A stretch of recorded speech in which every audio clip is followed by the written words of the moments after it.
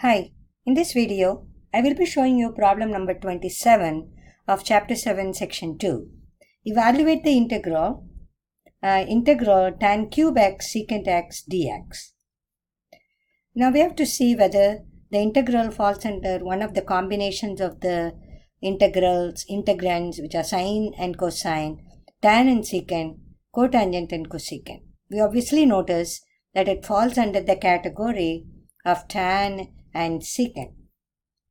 So now we have to see what is the exponent of tan and what is the exponent of secant. Exponent of tan is odd, which is 3. Exponent of secant is also odd, which is 1 in this case. So first we will call the given integral as I. Because we have the secant exponent being odd, we have to save one tan and secant. So we have to save a secant tan, and then we have to make a substitution for u, which is equal to tan secant x in this case, right? So as secant exponent is odd, save a secant tan combo, right?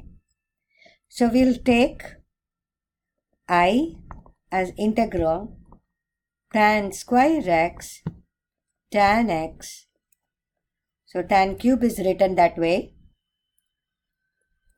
which is this part. And then we are going to write secant x as just secant x. We are going to keep the secant x as is. Now it can be grouped as tan square x times secant x tan x.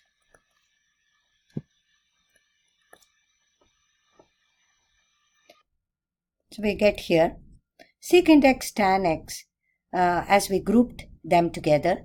So we are going to assume u equal to secant x.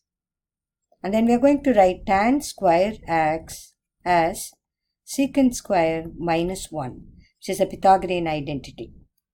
So we'll write this integral tan square as secant square x minus 1 and then secant x tan x together. Thus u equal to secant x, du would be equal to secant x tan x dx. So this part would be du and this part would be u square minus 1 because secant x equal to u. So square of that minus 1 du. This can be easily integrated. So integral of u square is u cube over 3 and as integral of 1, which is u, because we have to add the additive constant for indefinite integrals.